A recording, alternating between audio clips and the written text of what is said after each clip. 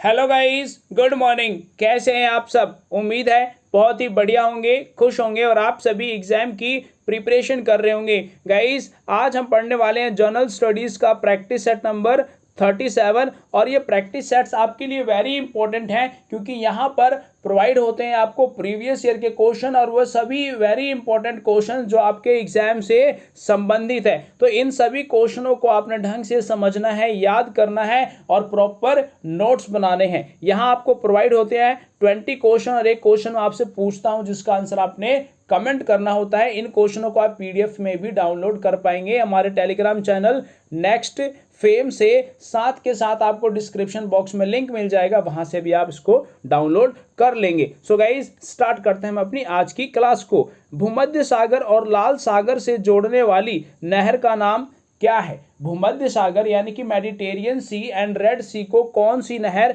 जोड़ती है? Right answer Suez नहर जोड़ती है मेडिटेरियन सी एंड रेड सी को। स्वेज नहर की लंबाई कितनी है? तो 193.3 किलोमीटर लंबाई है स्वेज नहर की। वहीं स्वेज नहर से आपको याद रखना है कि स्वेज नहर का निर्माण कब शुरू हुआ था? 25 अप्रैल 1859 को। और वहीं आम जनजीवन के लिए कब शुरू हो गया था? तो राइट आंसर क्या हो जाएगा? 17 नवंबर 1869 को यह आम जनजीवन के लिए शुरू हो गया था। नेक्स्ट क्वेश्चन आपके लिए, निम्न में किसे विश्व की छत कहा जाता है? राइट आंसर पामीर का पठार, जिसे रूफ ऑफ द वर्ल्ड के नाम से भी जाना जाता है। यह हाईएस्ट और लार्जेस्ट प्लेट्यू है, यह भी इंपॉर्टेंट है। नेक्स्ट क्वेश्चन आपके लिए, अंडमान और निकोबार द्वीप समूहों का उच्चतम शिखर कौन सा है? तो राइट आंसर सैडल पीक उच्चतम शिखर है अंडमान एंड निकोबार आइसलैंड का। और अंडमान निकोबार आइसलैंड की कैपिटल क्या है? तो राइट आंसर क्या हो जाएगा? Port Blair. यह भी आपके लिए इंपॉर्टेंट है। वहीं अंडमान निकोबार से एक क्वेश्चन आपको याद रखना है कि 10 डिग्री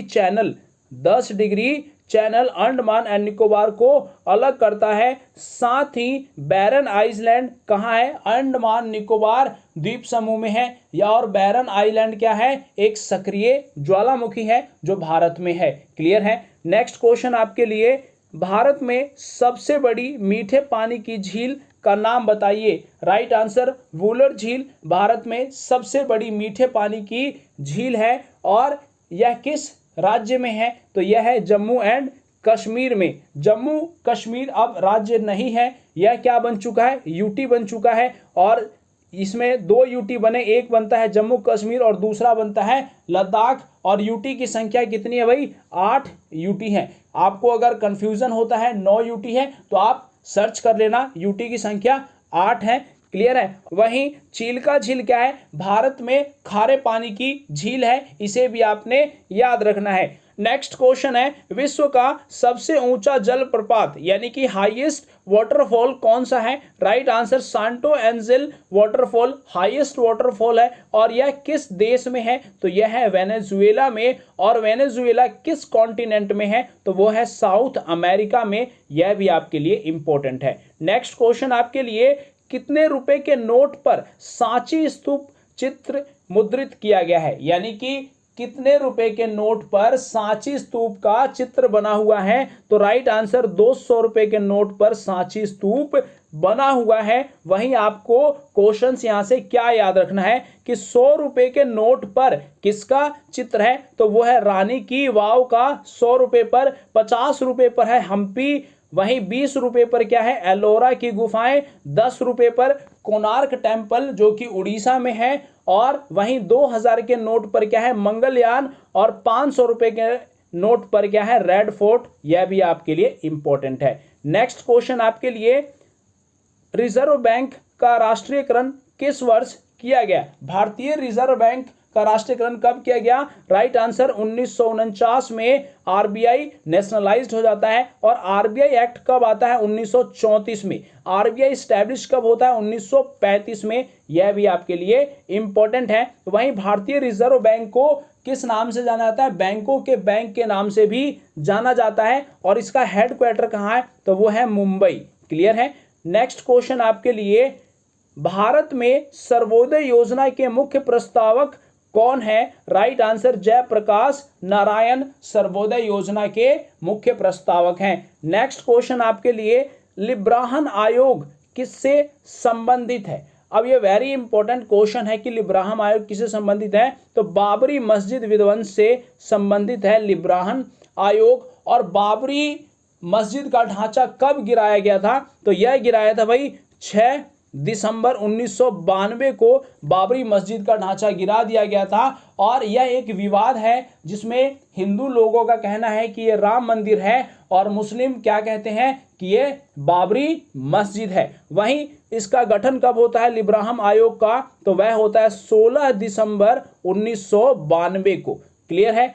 नेक्स्ट क्वेश्चन है, किस वर्ष भारतीय सैनिकों ने गोवा, दमन और दीव को पुर्तगालियों से मुक्त कराया था? राइट आंसर 1961 में भारतीय सैनिकों ने गोवा, दमन और दीव को पुर्तगालियों से मुक्त करा लिया था, आज़ाद करवा दिया था। यह आपके लिए वेरी इंपॉर्टेंट है। इसके लिए सैनिकों ने कौन सा ऑपरेशन चलाया था? तो ऑपरेशन विजय चलाया था। यह भी आपको याद रखना है। साथ ही आपको पुर्तगाली से क्या याद रखना है कि 1498 में कौन सा पुर्तगाली आया था? वास्को डिगामा आया था और वो बिजनेस के काम से आया था, बिजनेस के लिए इंडिया में आया था। और कहाँ पहुंचता है वो? कालीकट पहुंचता है। वहीं आपको गोवा से क्या याद रखना है जो वेरी इंपॉर्टेंट क्वेश्चन है? 30 मई 1987 को गोवा क्या बनता है? एक पूर्ण राज्य बन जाता है। यह आपके लिए इंपॉर्टेंट है। नेक्स्ट क्वेश्चन है, धर्म, नस्ल, जाति, लिंग अथवा जन्म के स्थान के आधार पर भेदभाव को निषेध बताया गया है। यह कौन सा आर्टिकल कहता है? तो राइट आंसर आर्टिकल 15 कहता है धर्म, नस्ल, जाति, लिंग के आधार पर किसी से भी भेदभाव नहीं किया जा सकता। वहीं आर्टिकल 14 क्या कहता है? आर्टिकल 14 कहता है इक्वेलिटी बिफोर लॉ, विधि के समक्ष सभी व्यक्ति समान है। इसको आपने याद रखना है क्योंकि यह क्वेश्चन कई बार एग्जाम में पूछा जा चुका है। वहीं आर्टिकल 14, 15, 16 ये सभी क्या है? फंडामेंटल राइट्स हैं। और फंडामेंटल राइट्स कितनी है? 6 हैं। और ये कहाँ से ली गई हैं, कहाँ से अडॉप्ट की गई हैं? तो वह ली गई हैं अमेरिका से। यह भी आपके लिए इंपॉर्टेंट है। और कहाँ से कहाँ तक है? तो 12 से आर्टिकल 35 तक क्या है? Fundamental rights. यह आपके लिए इंपॉर्टेंट है, इसको आपने याद रखना है। नेक्स्ट क्वेश्चन है, भारत की सबसे बड़ी खारे पानी की झील चिल्का झील है या निम्न में से किस राज्य में है? राइट आंसर उड़ीसा राज्य में है चिल्का झील। यह आपके लिए इंपॉर्टेंट है। और उड़ीसा की कैपिटल क्या है? तो उड़ीसा की कैपिटल है भुवनेश्वर। इसको भी आपने याद रखना है। और उड़ीसा में यह सन टेम्पल जिसे ब्लैक पगोडा के नाम से भी जाना जाता है। नेक्स्ट क्वेश्चन आपके लिए, भारत में निम्नलिखित में से किस वर्ष में वन्य जीव संरक्षण अधिनियम लागू किया गया? तो वन्य जीव संरक्षण अधिनियम आता है 1972 में। यह आपके लिए इंपॉर्टेंट है। यहां पर कंफ्यूजन हो जाता है 1972 और 73 में। 1973 में क्या आया था? टाइगर प्रोजेक्ट आया था। और 72 में वन्य जीव संरक्षण अधिनियम आया था। इसका मेन मोटिव क्या था? वन्य जीवों का अवैध शिकार, मांस और उनके खाल के व्यापार पर रोक लगाना इसका लक्ष्य था। नेक्स्ट क्वेश्चन आपके लिए,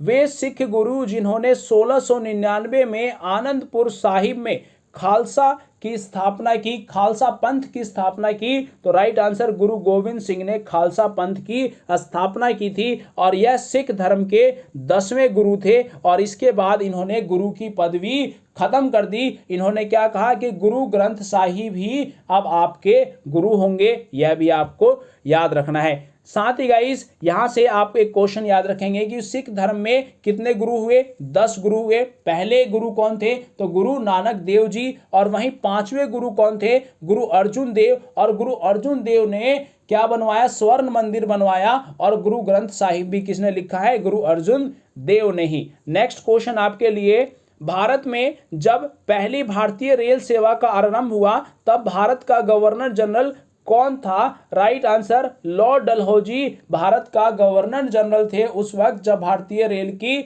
शुरुआत होती है। और पहली ट्रेन कब चलती है? 16 अप्रैल 1853 को भारत में पहली ट्रेन चलती है। और कहां से कहां तक चलती है? मुंबई से ठाणे तक। और कितने किलोमीटर चलती है? 34 किलोमीटर। यह आपके लिए इंपॉर्टेंट है। और इसका नाम क्या था? फेरी क्वीन इसका नाम था। नेक्स्ट क्वेश्चन आपके लिए, तराइन की प्रथम लड़ाई किनके मध्य लड़ी गई? राइट आंसर पृथ्वीराज चौहान और मोहम्मद गौरी के बीच लड़ी जाती है तराइन की पहली युद्ध। और ये कब हुई? 1191 में होती है और यहाँ पर पृथ्वीराज विजयी होते हैं और मोहम्मद गौरी की हार होती है। वहीं 1192 में तराइन का दूसरा युद्ध होता है जहां पर मोहम्मद गौरी विजयी होता है और पृथ्वीराज चौहान की हार होती है। नेक्स्ट क्वेश्चन है, मानव रक्त का पीएच कितना होता है? राइट आंसर 7.35 से लेकर 7.45 तक होता है मानव ब्लड का पीएच। और यह कैसा होता है ब्लड? बेसिक इन नेचर होता है। कैसा हो गया? Basic in nature,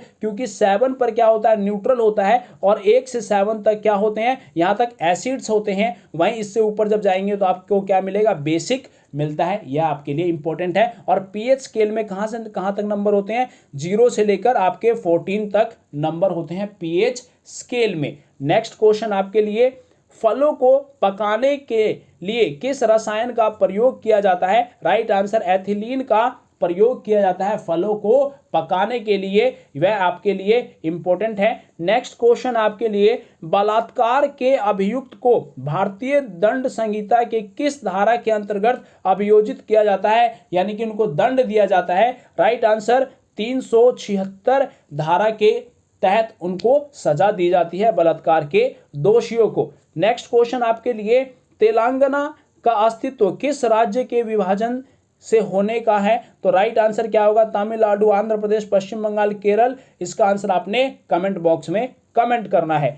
next question है, गोदान उपन्यास की रचना किसने की है? राइट आंसर मुंशी प्रेमचंद ने गोदान उपन्यास को लिखा है। बहुत सारे कैंडिडेट ने राइट आंसर कमेंट किया था। अगर आप नहीं करते तो आप भी कमेंट किया कीजिए। और गाइस, मुंशी प्रेमचंद से आपको याद रखना है कि उन्होंने कौन सी पुस्तक और भी लिखी है। तो वह लिखी है निर्मला, वहीं गबन, कफन, मानसरोवर, ईदगाह, शतरंज के खिलाड़ी, या इनकी प्रसिद्ध बुकें हैं। इसको भी आपने याद रखना है। सो गाइस, ये थे आज के सभी इंपॉर्टेंट जनरल स्टडीज के क्वेश्चंस। होप सो आपको समझ में आ रहे होंगे। आप नोट्स बनाइए, या आपके एग्जाम में LT ग्रेड में, GIC में, वहीं KVS में वेरी इंपॉर्टेंट रोल निभाने वाले हैं। Thank you very much. Share and subscribe next fame.